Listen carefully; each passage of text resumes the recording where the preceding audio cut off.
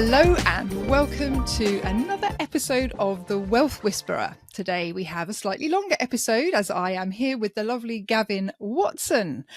And now Gavin and I met on a podcast course, didn't we, Gavin? We did indeed, yes. A few months months ago, back. yeah. It is a few months ago. We were fellow students on this podcast course. And so you have to go and check out Gavin's podcast. I'll ask him to share that with you in just a second. But when we were having conversations, I was really inspired by his journey as to how he had arrived to what he's doing now.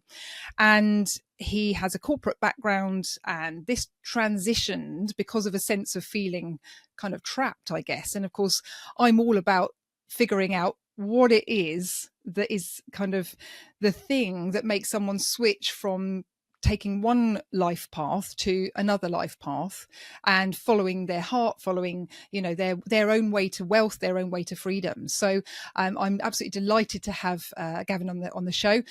He has a background in internet marketing, business consulting and coaching, and has done for many years, and currently runs a commercial consultancy as well as an agency, which helps businesses to do funnel launches. And essentially you're a business strategist, aren't you, Gavin? Indeed, yes, absolutely. So, so if you want me to just give a little bit more of an introduction of sort of how I got into to where I am, I'm more than happy to sort of... Absolutely. Yeah. I was going to say, I mean, welcome to the show, first of all, and thank you for being here. And why don't you tell us a little bit more about yourself and really, I guess, what the catalyst was for you going from that corporate employed role to doing what you do now? Absolutely. First of all, thank you for having me on, and very nice, warm welcome. Thank you for that. So very welcome. Yeah, so I was born back in the mid '80s, and I suppose I'm just a normal person from Doncaster in South Yorkshire. I don't live in Doncaster right now, but I still get back there fairly often. So growing up, I always felt like I wanted to do something that would make a difference. So, I did work hard in school, so I was in all the top classes, and I did get sort of decent grades and things. But I suppose because I didn't have to work so hard, I think I got a little bit lazy sometimes. But I always knew that I wanted to do something different. So kind of growing up, I didn't have many people around me who were entrepreneurial or business people, that kind of thing. So, my loving family and friends and things around me were always very much like, go to school, get good grades, get a good job, go to university, work your way up and get a pension and retire. Which is, I suppose, that's the route that I started to take in the early days. So I went to school, I got good grades, and then I started to work my way up the corporate ladder. So fast forwarded a few years. So when I first went to college, before I went to university, I did end up actually moving to Spain for a while. So my mum and uncle bought a place out in Spain. Okay. So I went out there with my brother, uncle, and mum, and we sort of lived in Spain for about a year and a half or so. And I loved that. I came back with the plan to sort of, just work, see some friends for 2 or 3 months, then go back to Spain. Okay. But it never worked out like that. So I started to work, and then a family friend did have a sort of construction company. So I'm sort of, 17, 18 at this time. And I thought, okay, I'll do a little bit of work for them. And then I thought, okay, how about getting a qualification? So I actually started out working to be or training to be an engineer. Right. I did, and I didn't enjoy that. But I was working on a particular contract, and a friend of mine was there, and he was working there as something called a quantity surveyor. At that time, I had no idea what one was.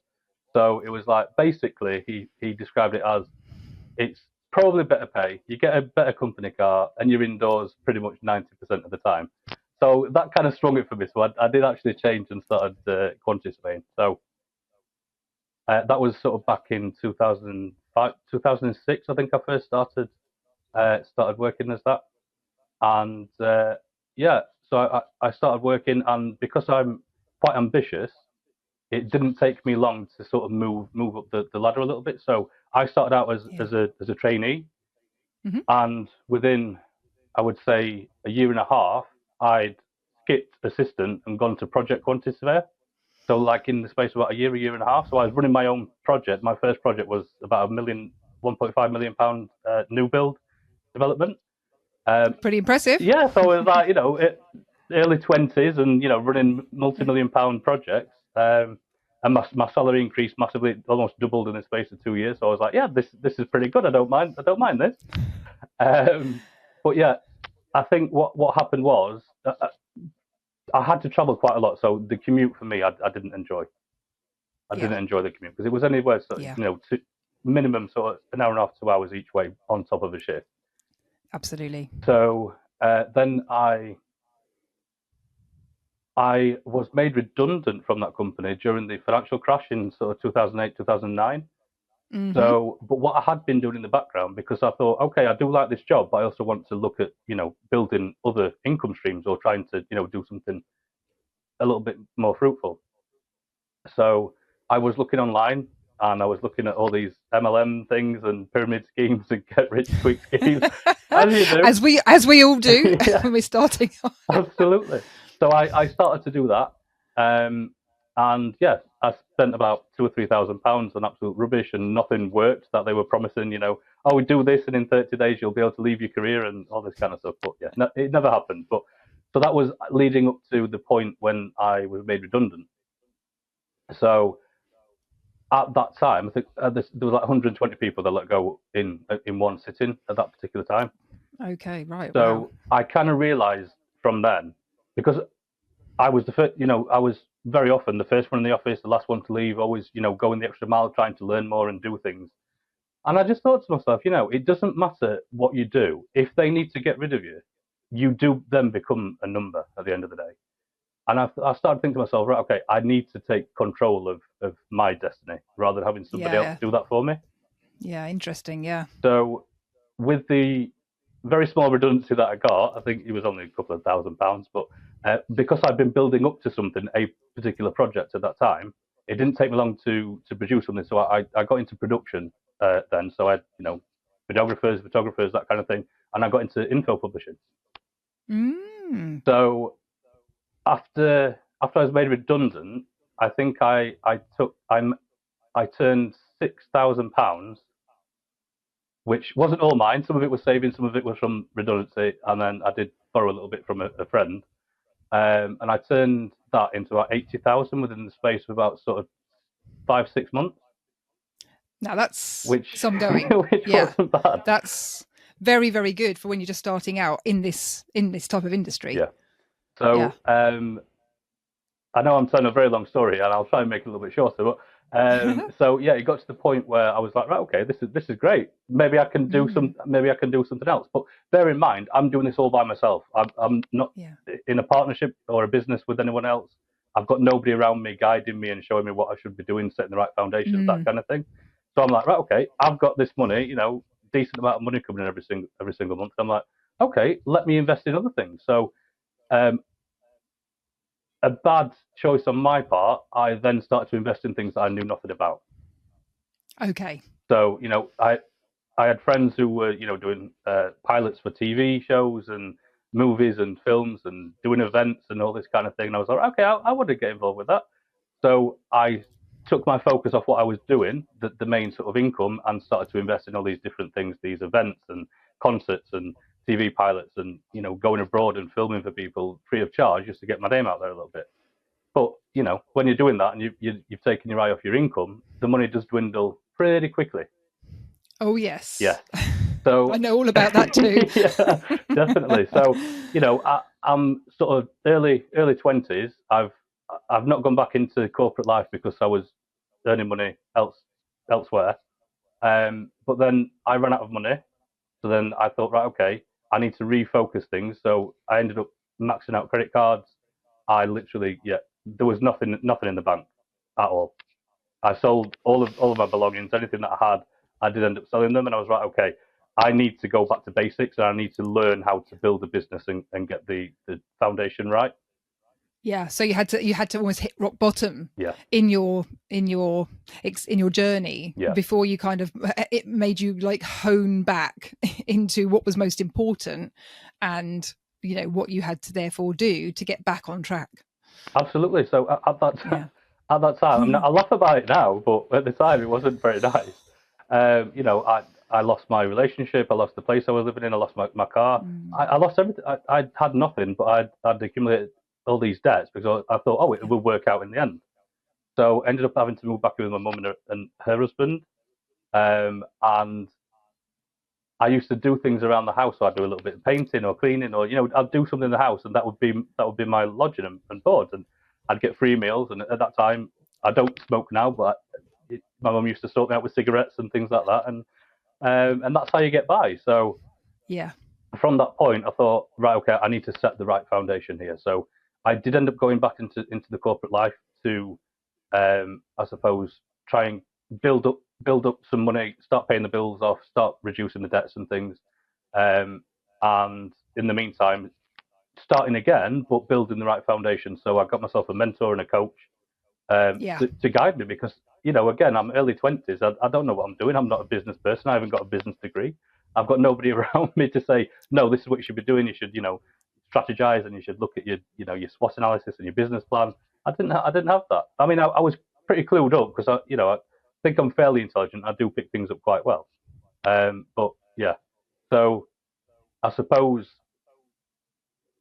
what got me to that point was I worked hard because I know that I want to make a difference in other people's lives as well as my own.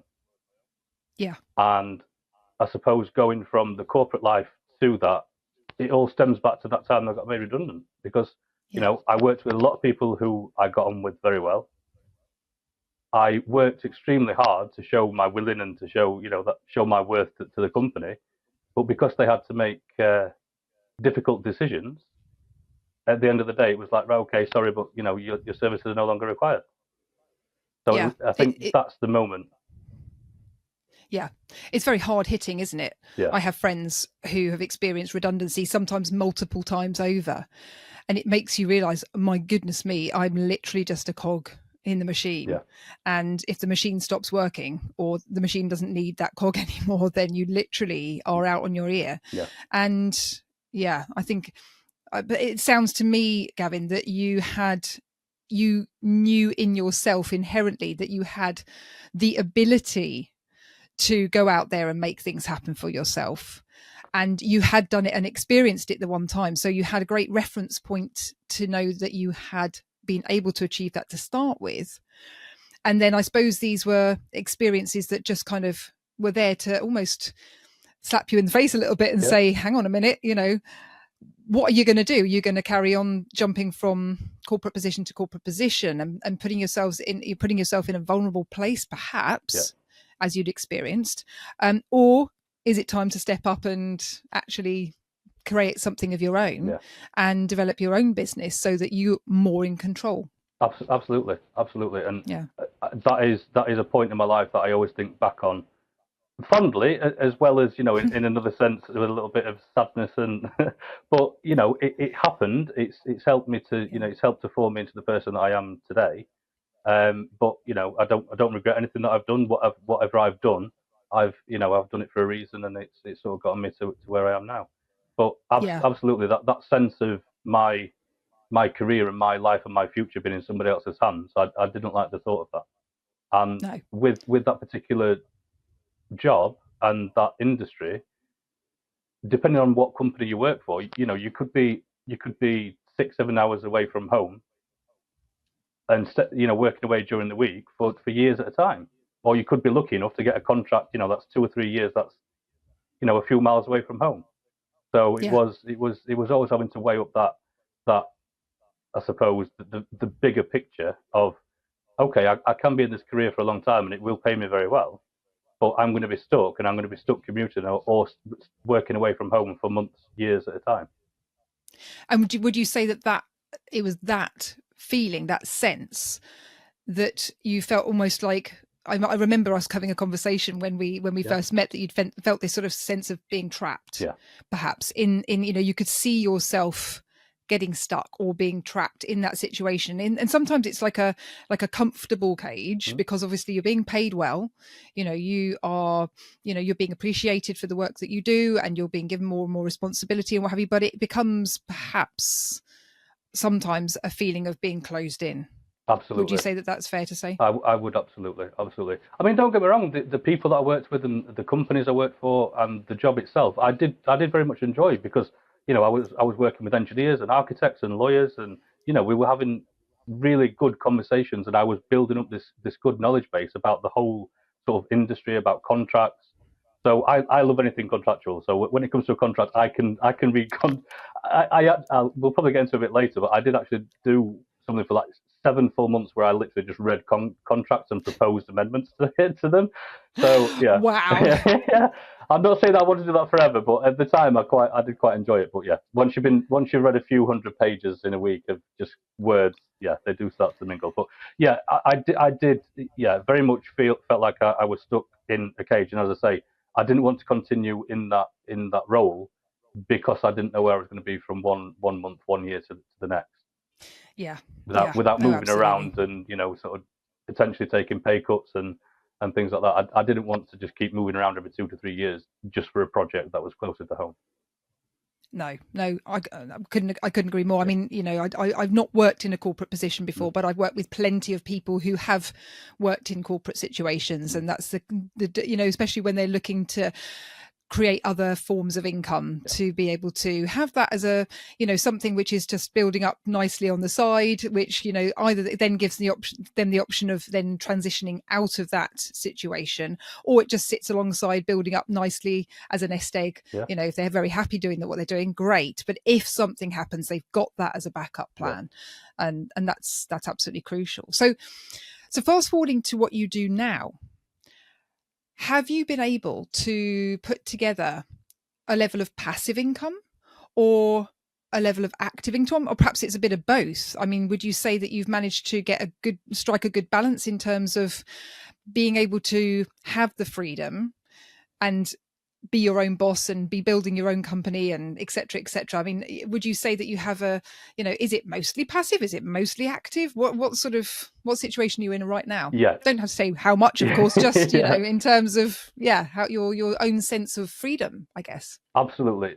Great, amazing question. So the answer, I suppose I can answer in two parts. So the first part is yes, I am in a position that gives me that free or a sense of that freedom. Yeah. The second part of that being because I am quite ambitious and because I want to make further differences to a lot of other people.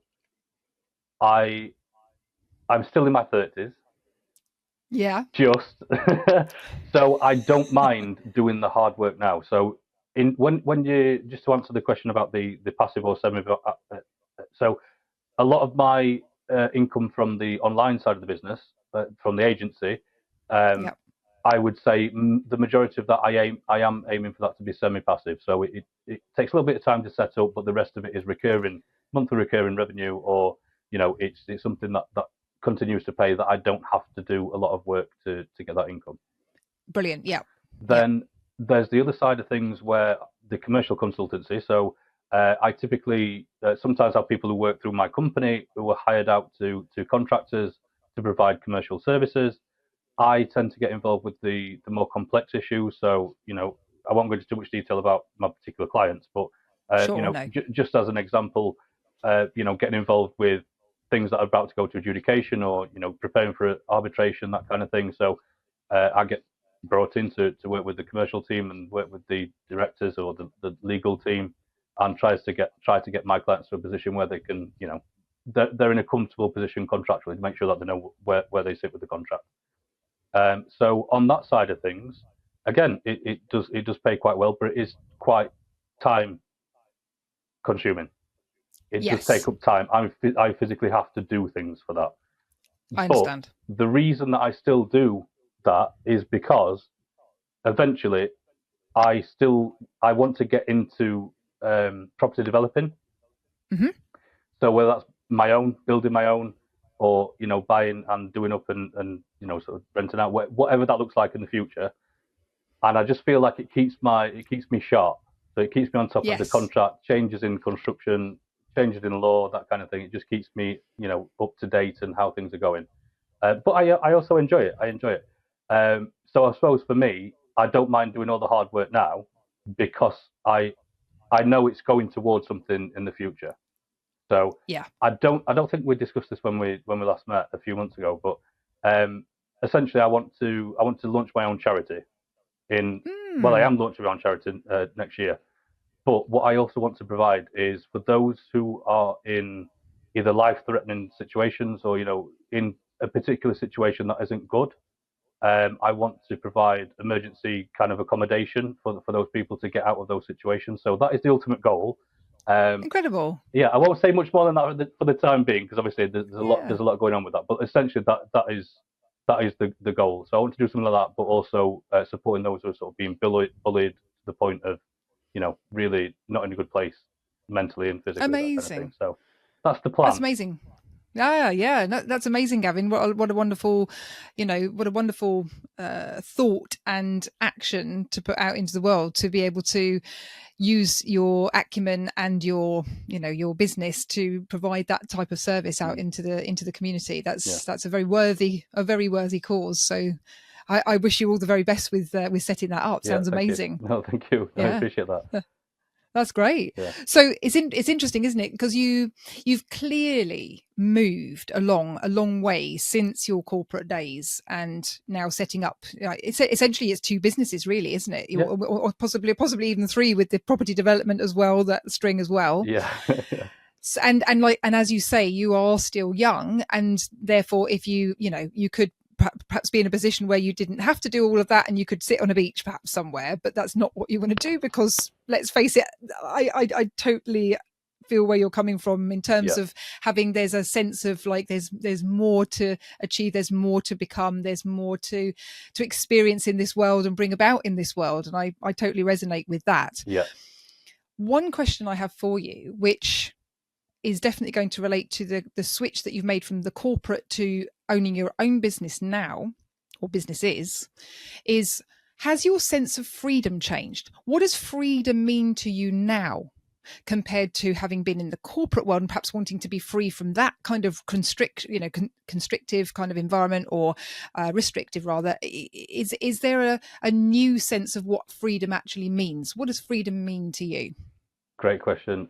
I I love that question actually because I used to think freedom was being able to go on holiday whenever I wanted, do what I want whenever I wanted.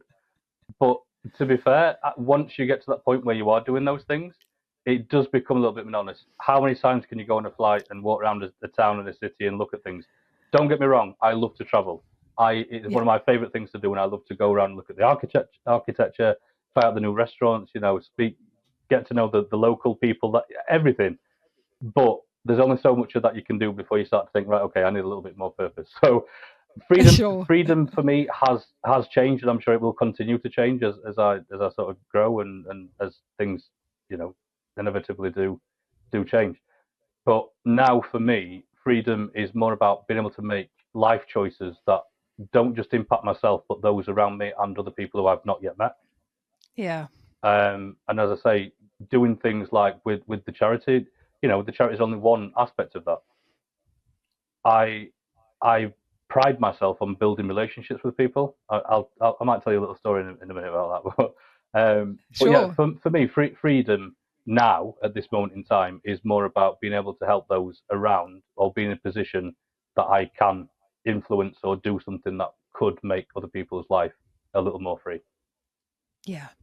Yeah. And as I say, I think I would say to, respond to that does it give you more of a sense of freedom, even seeing that you're helping others achieve more of that sense of freedom, or like freedom from a particular situation, or if it's a business goal, freedom from the restrictions that they're experiencing in their business, and being able to open out other things that actually brings you fulfillment and brings you joy and brings you that sense of It does. It definitely does because the thing is, I've always, as I say, I pride myself on building relationships with people, and when somebody else is doing good and they've got something to celebrate, for me, that I can't ask for anything more than that.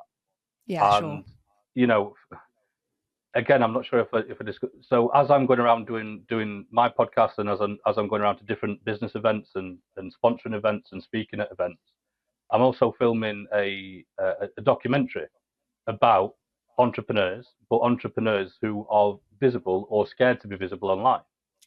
So as I go around doing these things, I'm looking at all angles of being an entrepreneur, but Mm. with a spin that, if you entrepreneurialism nowadays is more about being visible, and you need to be online, and you need to be showing up day to day, sometimes multiple times a day. So as I go around, I'm looking at success, failure, online bullies, online trolls, Yeah. those interviewing those people who have either come close to or have succeeded in taking their own lives, sort of, looking at all aspects of that, behavioral psychologists of why people do troll and why people are, do bully online. Because a lot of the people that I work with, they they're scared to put anything out online because Yeah. from the fear of people commenting and doing various things on the internet, abusing them. Wow. You know, Yeah. I I, mean, cause, it's shock. No, I was just going to say it's shocking, isn't it? yeah, It is shocking because somebody you'd think that's for someone to put themselves out there, as yeah, we know, yeah, it's quite something, isn't it? yeah, It's quite something to sort of say to yourself, right, I'm going to be heard. I have something to say. I have something of value to bring to the table. And then some of your first experiences, if they're like bam slap, yeah, what are you doing? Who are you to talk about that? And what do mm, you know, etc. From the keyboard warriors out there who have something to say, but yeah. from behind closed doors. I mean, that must be pretty eye-opening what you're finding out. It really is. It really is. I mean, I was just chatting with someone the other day.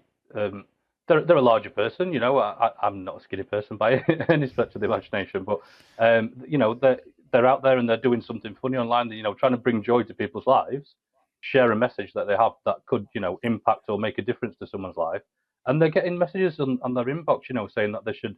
I mean, again, I don't want to trigger anyone who's potentially listening to this, but they're telling them to do bad things to themselves, and that they don't deserve to be on this planet. They don't deserve to live. They should just go and do X, Y, and Z. And it's just like, Wow. but then when it got reported, I think that particular person responded with a very flippant comment, but it wasn't anything nasty, or it was just like, oh, take care, whatever type thing. And they were reprimanded for that, for responding in that kind of way. So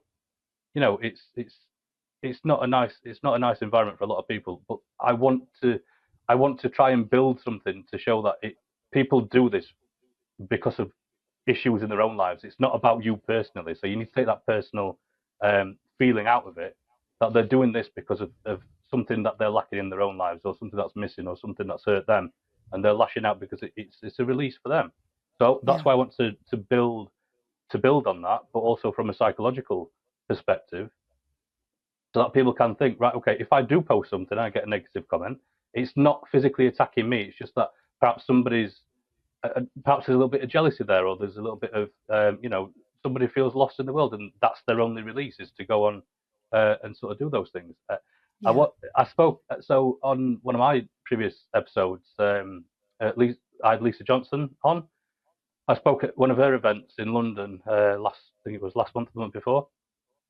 Lisa's now started turning that on its head. So she gets a lot of sort of vile comments and things. So she's got an article in the Daily Mail that she does, and all of her things online that she posts. She gets a lot of bad comments, but she's turned it on its head now, and she's now started to turn the worst troll comments into T-shirts and sells them for charity to go into a bullying charity.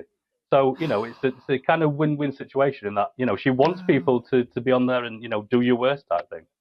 I'm not suggesting that people should go out and do that, by the way. I'm just saying that Sure. it's just putting a different spin on it, that Yeah. it is now going to help other people um, Yeah. in that If life give situation. you if life gives you lemons, turn it into lemonade, Yeah, right?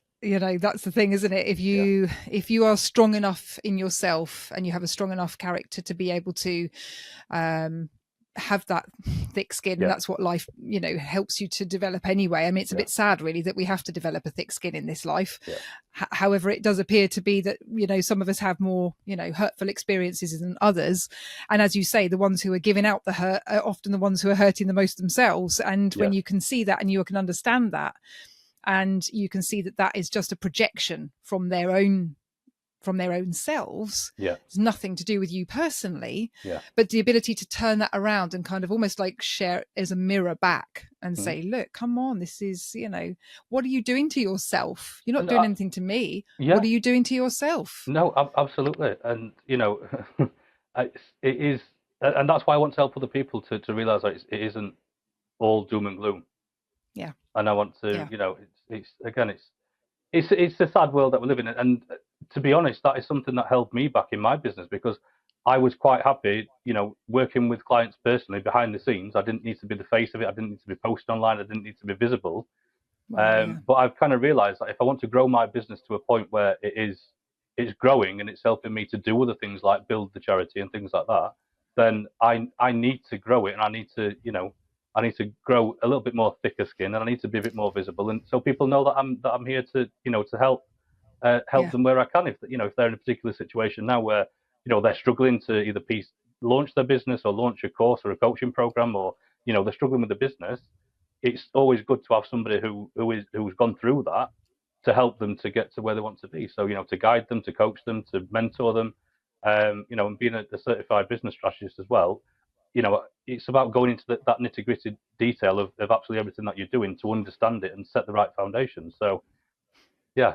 Sorry, I'm saying a lot of words. No, that's what you're here for. It's all good, Gavin. But there's an awful lot more to what you're doing than perhaps meets the eye, because you have a wonderful website, you're doing great things, but there's a huge amount more underneath the surface that I think that's going on here. And when you're in business, when you're working for yourself, especially when you've started off by yourself, like you say, I mean, I'm the same, started off without any prior business experience. We were just sort of, feeling our way through how to get out there and make things happen.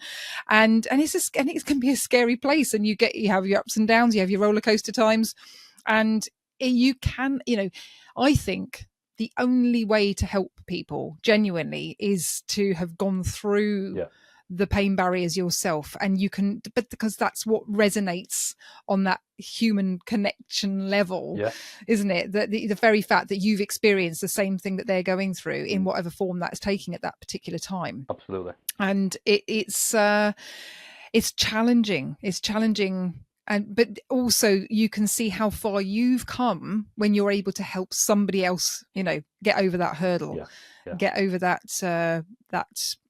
barrier that might be in place, or they think is in place, to help them get over that and move on and, get on with the rest of their lives and make something amazing happen.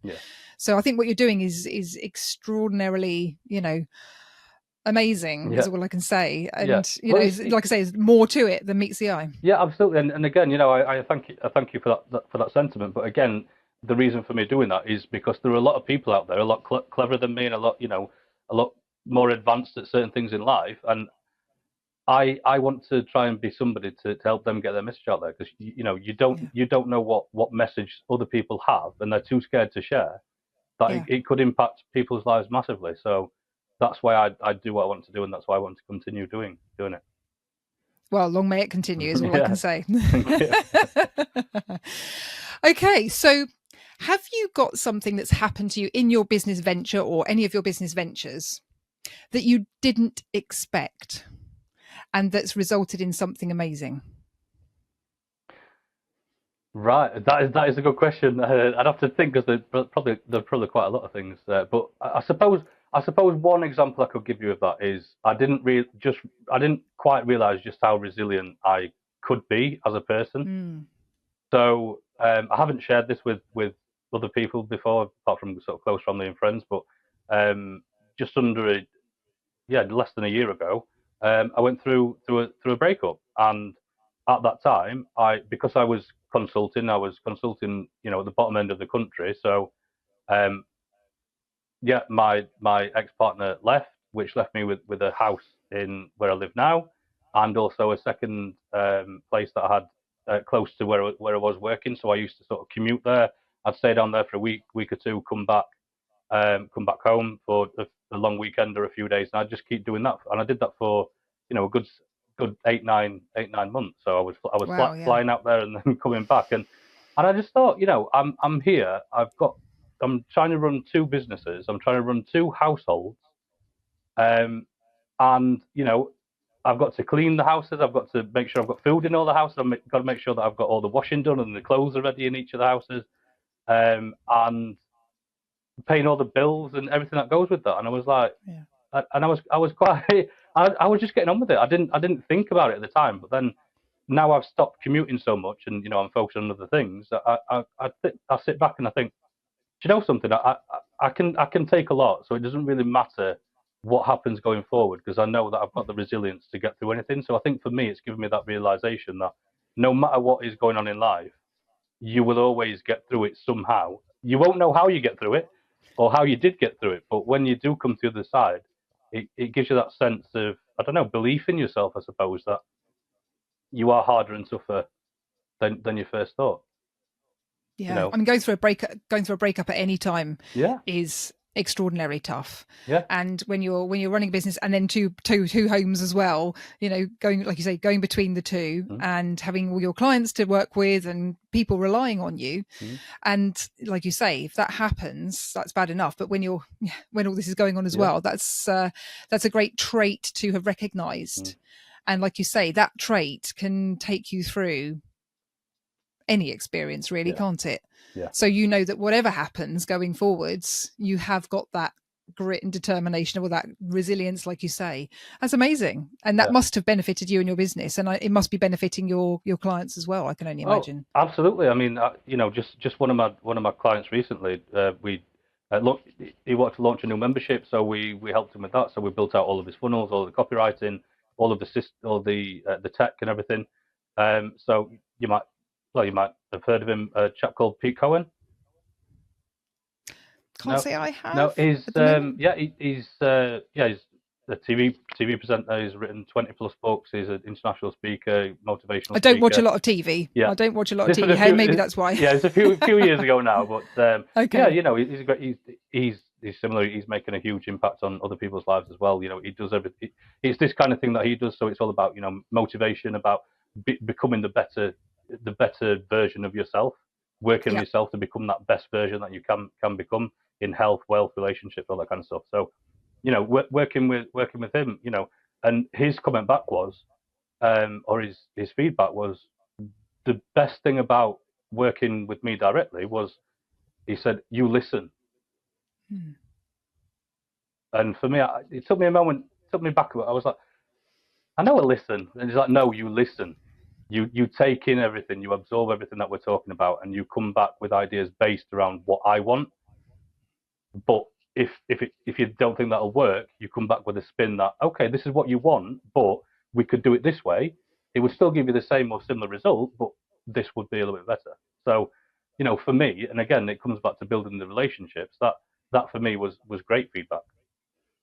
Yeah, that's a fantastic accolade, isn't it? I mean, to be told that. And it reminds me of a friend that said to me once years ago that most people need a jolly good listening to. Yeah. Not a jolly good talking to. Yeah, absolutely. And that is so true. How many people actually listen in the present moment? And that is the sign of a great coach, who's somebody who can actually sit there, absorb what's going on for that person, take it all in, figure it kind of all out, and then kind of come back like a soundboard, like a mirror, and say, okay, so this is what I'm hearing, this is what I see, this is what I see you need and want. But from somebody like that to give you that sort of feedback, I was blown away, because I was just like, I'm just doing what I should be doing, and I'm just doing my job at the end of the day. But it's always good to get that feedback, that how people respond to you as a person. Oh God, yeah. Yeah, and I touched on it before, but I didn't go into the details. So in terms of building relationships, so when I was back in the corporate life, and I'm talking, I'm going back sort of 15, well, maybe it's not 15, but probably 12 years, something like that. I was working on a particular contract, and on this contract, it was a £500 million project. So talking 500-600 million pound. At any one time, it's peaked like 4,000 people working on this particular project. The office was hundreds of people in the offices, but it was an unintegrated JV. Okay. So in our department, there was, we had one side of the building that was us. So the commercial team, I'd say at its peak, was probably about 35 people. So Actually, when I was there as well, I used to be the go-to person for all the year out students. So year out students, they were always put under my care, to teach them the ropes and and mentor them and coach them. So I must do something well with people. But I digress. So in this building, as I say, there were a lot of people working there, but because it was unintegrated, the two companies didn't speak with each other. Okay. Only in Okay. emails and correspondence, that kind of thing. But me being me, I'd go and make a cup of tea and be like, "Oh, hey, you're all right," type thing, and because I'm just a Yorkshireman. So I got to know everybody. I got to know all the planners. I got to know the directors. I got to know the designers, engineers, everybody. So it got to this point where if anybody in my company needed anything, they're just like, "Gav, we really need this. Can you?" And I'm just like, "Yeah, on it." So I just go off and do it. So people knew that they could rely on me because I'd built that rapport. Yeah. But I hadn't done it in a way being vindictive. It was more in a way because I wanted to know people. I wanted to be, to make friendships and things. It wasn't because I wanted to get something from them, but it did help me if I ever needed something, and vice versa if they needed something. Yeah. But there was one occasion, and it still makes me laugh now. And so the local service station, because I was commuting quite a lot at that time, I used to fill up, a few times a week, and I got quite friendly with the people who worked there. So this one day, I went in, and so I got to know one of them quite well, and then I took one of the year out students with me, and we'd been getting on for a few months, and we'd built up, we used to go out for drinks and pie and peas and things after work, what have you, and food. So went into Sounds this, good. yes, went to this service station, and as soon as I walked in, she was like, "Oh, yeah, Gavin, you all right? Love that. Oh, how was your thing? How'd you get on at your doctor's appointment, or your dentist, and all this kind of stuff?" And he looks at me and just like shakes his head, and then we get to this, and it's like, "Oh yeah, so how's your daughter? How's she getting on with baby and stuff like that?"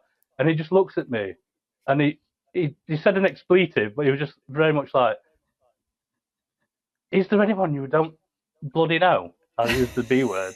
And so I got outside and he was like, he said, "You know everybody." He said, "Why do you know everybody? Why do you know all the life story?" And I was like, "I don't know. People just want to talk to me." Yeah. And it always makes me laugh because it's like, people walk through life and they don't get to know people, don't get to know the neighbors Mm. anymore. People don't get to, Mm. to speak to people. And it's like, I, one thing with COVID and lockdown I missed was that interaction with people.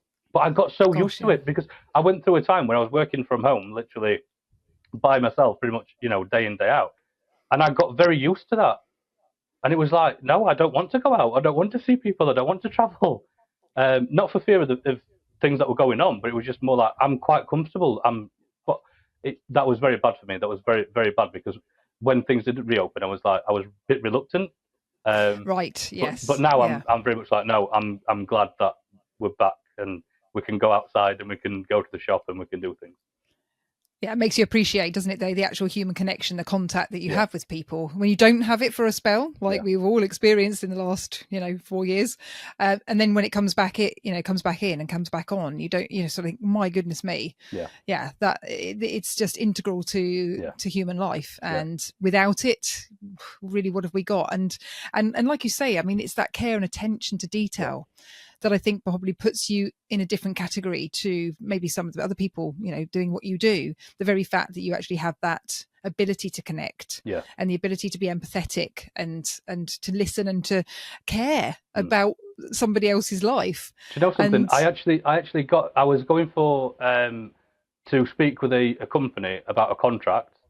mhm. So I got there, and the reason I ended up getting the contract was because of how I interacted with the receptionist. Instead of just, "Oh, hello, I'm Wow. here for to see so and signed in," I walked in. I was like, "Oh, morning, you're right." Oh, it took me hours to get here. Just having a bit of conversation. Oh, I'm Gavin so and so. I've just driven from Doncaster or what have you, and we just had a nice chat for about a good 15, 20 minutes. And that's the reason that I got the contract, because I went that was one of their steps. It was one of the things that they did. They asked how did they arrive at the office and how did they treat the receptionist. That is a golden right there, isn't it? How many people actually bother to do that type of thing, to actually bother to have a little chat with somebody at the post office, or somebody at the checkout, or somebody at the reception, or what have you, or somebody on a phone when they're, you know, selling you insurance, or you're ringing up about insurance, and you just like have a bit of a chat. There's a human being at the end there. It's a human being sat in front of you. Absolutely. I mean, again, you know, it's only a small thing, but I got I called, I don't know, it was the bank or something I called not so long back, and I was like, oh, morning, yeah. They were like, how are you? And I was like, yeah, I'm good. How are you doing? How's things in your life? They were like, what? Oh, thank you very much for asking. That was very, you know, very polite of you. And I was like, well, you know, it works both ways. Like, whether or not I'm in a mood or whatever, I still have to be polite. But that's just me.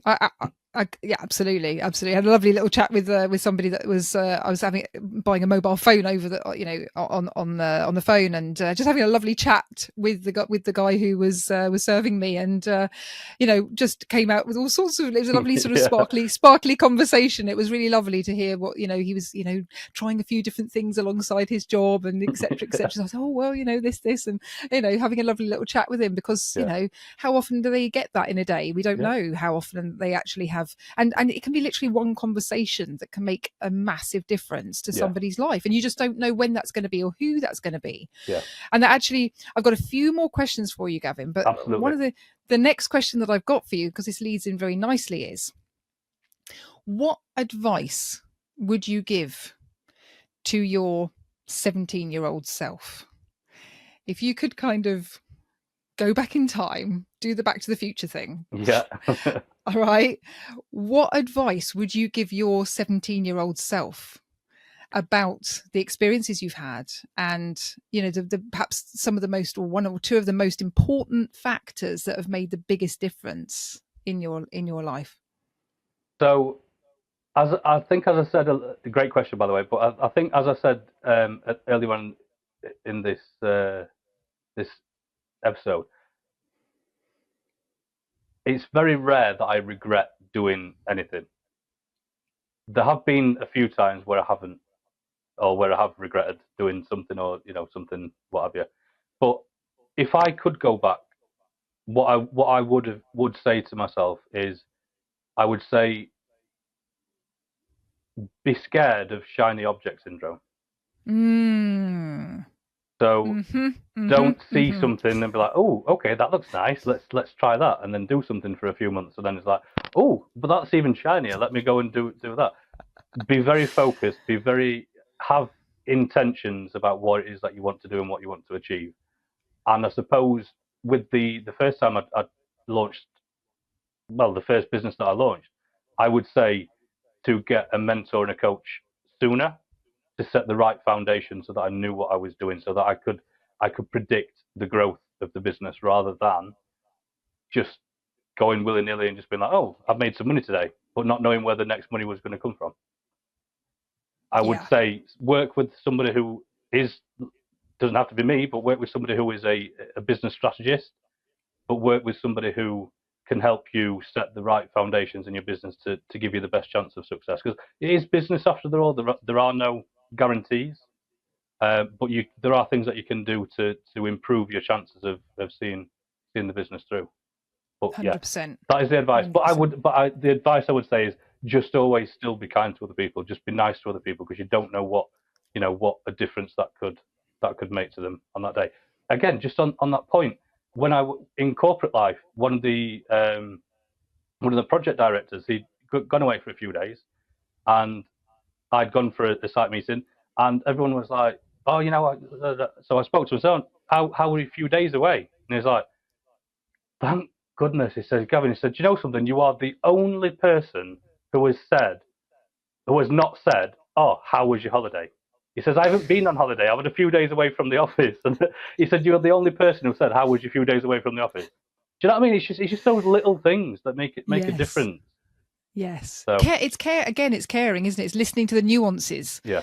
It's listening to, like, I mean, you are obviously working with people who are going through sometimes a tough time in business or in life, the bullying aspect. And it's catching those little nuances and having that attention to detail, that care, and listening more than you're talking. Yeah. Because most people, I love this thing, most people listen to respond. Yeah. They don't listen to, just genuinely listen and absorb it in. They just processing it through their own head and saying, what can I say back that is related to my own experience, rather than really listening and then giving, feedback, which is going to be beneficial to that person who they're talking to. Absolutely. Yeah, that'd be a lovely trait. Yeah, absolutely. Great bit of advice, or a couple of bits of advice there. Fantastic. Yeah. Okay, brilliant. So coming close to the end. Yeah. On a scale of 1 to 10, Ooh. 10 feeling completely free in all respects, how free do you feel? Ooh, I've not actually thought about that. That is a good question. Mm-hmm. How free do I feel? Okay, so there are many aspects, as I say, to what I see as freedom. So I would say it has to be pretty high, but at the same time, it does get knocked down a few points just because I'm at that stage where I want to build as much as I can now, so that I can have an easier life and do other things. So I appreciate that. I would say at the moment, in terms of my freedom, I would feel that I'm probably about a 6.4. Oh, that's very specific. Yeah, I was thinking about it in my head, and I'm probably about a 6.4. So about a 6.4. Yeah, I love that. 6.4372. Let's just right. Okay, just to be exact. Yeah. So I feel pretty free, but I think that I could be freer, but that will come with time. Yeah, no, undoubtedly, absolutely, undoubtedly. Okay, and what is one thing that you would change about your world and how you do things right now? So, one thing I would love to change would be delegating more, and this is two things: delegating more and being more visible, not being scared to be visible. Because I do with the delegation thing. It's not that I'm scared to delegate. I don't have a problem with it. It's just that I often find that people don't have the same incentives, and perhaps that's on me to to give them the right incentives. But I just feel that because I'm quite pedantic and I like the detail, it's difficult for me to do that. But I noticed that from your 6.437. So I need to trust other people, but I do trust other people. So other things in my business, the people who do the tech stuff and whatever, they go and do whatever they need to do. But I mean more the things that I do that don't bring in the income. I think I should pass some of those things on. Like doing my VAT returns and things like that. I don't enjoy doing VAT returns. I've got one due. No. I've got to do. I should have done it last week, but I'm gonna need to do it today. But I don't enjoy doing that. Just let the accountant do it. Absolutely, couldn't agree more with that. Yeah, no, definitely. Only that reminds me of a saying of only do only that which you can do. Yeah. Which is a great one, and that's but having these little recognitions as you go along, sometimes it can make just a big difference, can't it? You can just kind of go, recalibrate, just kind of get back on track on what's most important to me, and move on. Absolutely, definitely. That's fantastic. Gavin, you have been an absolute superstar today. Thank you so much for coming on the show and sharing your story and who you are and what you're about. How can people reach you? What is your podcast name and what is your website address? I mean, I know, but I'm going to ask you to tell the audience. No, first of all, thank you for inviting me on. It has been a pleasure. We've spoken quite a bit since we first met, so it's nice to build this relationship and see what happens with the podcast and everything. But my podcast is called Entrepreneurs Online. I am due to launch a few more episodes coming up shortly, but Entrepreneurs Online. Best way to get in touch with me is probably either through Facebook or Instagram. So on Instagram, it's just Gavin Watson Coaching, at Gavin Watson Coaching, and on Facebook, it is also Gavin Watson Coaching, but it's facebook.com/Gavin D. Watson. So if anyone wanted to say hello or tell me how they didn't enjoy or did enjoy this episode, I'm sure everybody will love it. But I'm certain of it. But that's the best way to sort of get in touch. That's brilliant stuff. Thank you so much for your time and for being here today and for sharing everything that you've shared. And I'm sure that there are several golden nuggets that the listeners will have picked up on today. So, and just you being you being authentically yourself is all I can say, in terms of feedback. You just being you, and that is the common theme, it appears, that's gone through your life and your work experience and now your business experience. And I think it's just a question of just carrying on being authentically you, because you're great. Fantastic. No, thank you very much. That is very kind of you.